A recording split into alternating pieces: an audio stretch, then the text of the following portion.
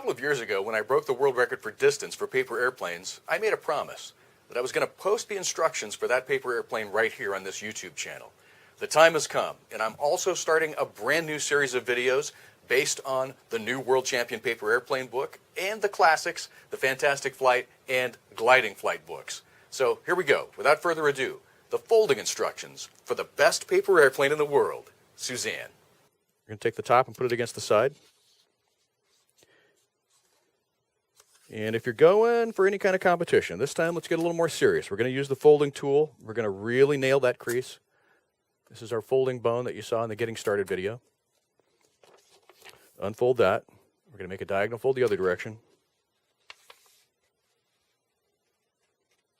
And incidentally, I'm holding the paper so that it just stays, square to the camera.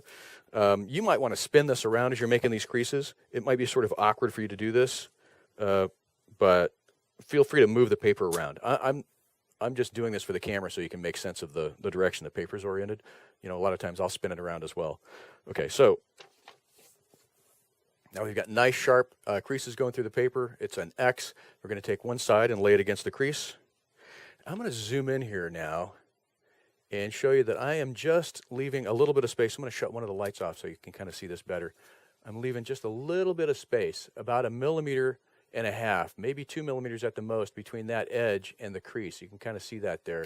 When I turn the other light on, the lighting becomes a little bit too flat. You can't really make it out. But I'm leaving just a little breathing room there so that when you start folding the layers over each other again, they won't bunch up. You want everything to lay nice and flat. You want the sharpest configuration you can on this. And if I back out, you can see that I'm just laying that whole edge right against the X there,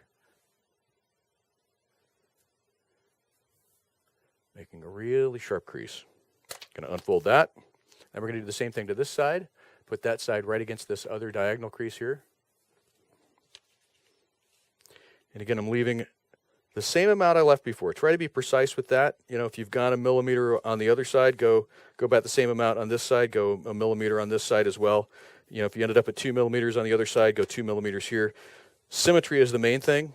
You want those layers to be, flat, and you want them to be exactly the same configuration. So there we go. We've made a diagonal fold that way, this way, taken these guys to the diagonal, and now we're going to leave this one folded this time. Fold over the top there. It doesn't really matter which one you put over the top of the other one. That's not a problem. And now we're going to fold right straight down along, just so that we meet this corner right here. We're going to fold the top down. I'm going to zoom in a little bit here. And you can line these edges up here. You want this crease here to line up with the crease just below here. So you want it to be one continuous line as it goes along here. And so you'll be just to this side of this raw edge here, this raw edge that we left just short. You're going to be just on the other side of that, and you're going to be lined up with the creases. Now, you'll notice when you do that, you start to get bubbling here. What you want to do is try to press this as flat as you can as you make this crease, so that the wings will lie even more flat than before. Now, if you folded the other plane that was really just kind of fun with a locking fold on it that required no tape, we didn't really go this slowly here, but you can see I'm going slowly now. I'm lining up all the creases. We're getting serious. We're making a plane that's really going to win some contests here. So now we're going to follow this crease, and we're going to unfold that, and then we're going to follow this crease, and we're going to unfold that. Now, why would I do that? Well, you can see that we haven't made the center crease on the plane yet. And now when I fold these together, the layers will bunch at exactly the same rate. And now I can leave those guys together, and I'll flip this around and fold it in half, and I'll nail the front edge here, and then I'll start to get this rear edge going here.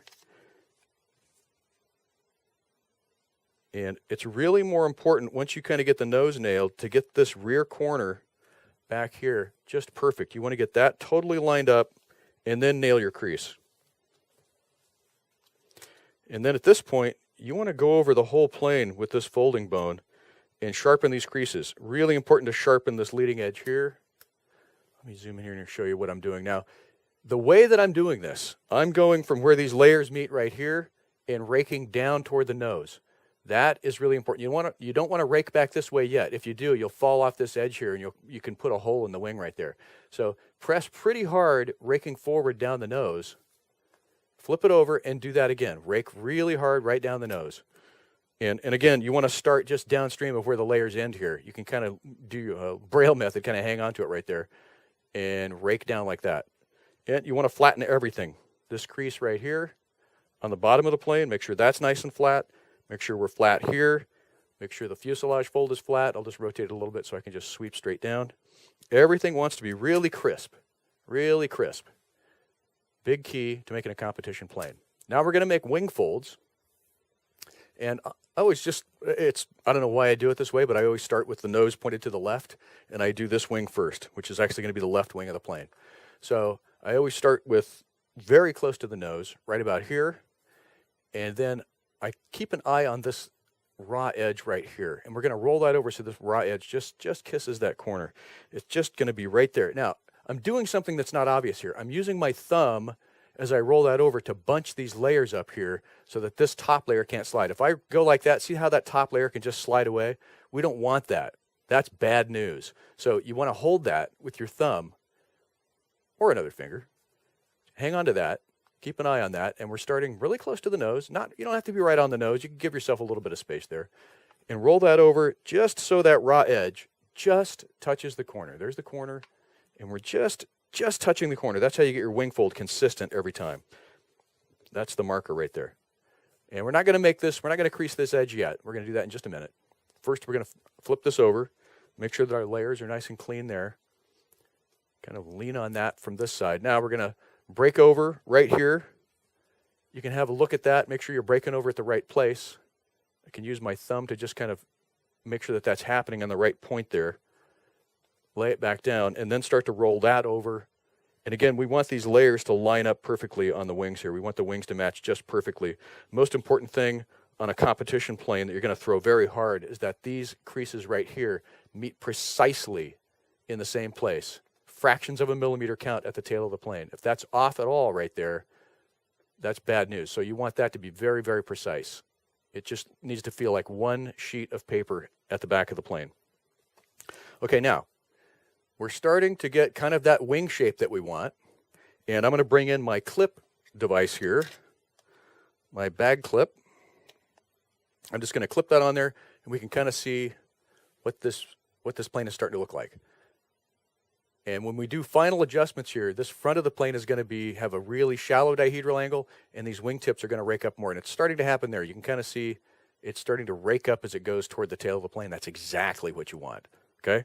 And it'll do that naturally if you just kind of flex the middle of it a little bit, and don't flex the front too much. You can press the front down just a touch and flex up in the middle here and kind of get that dynamic dihedral angle going. It's kind of a curvy, kind of cool, kind of swept looking wing.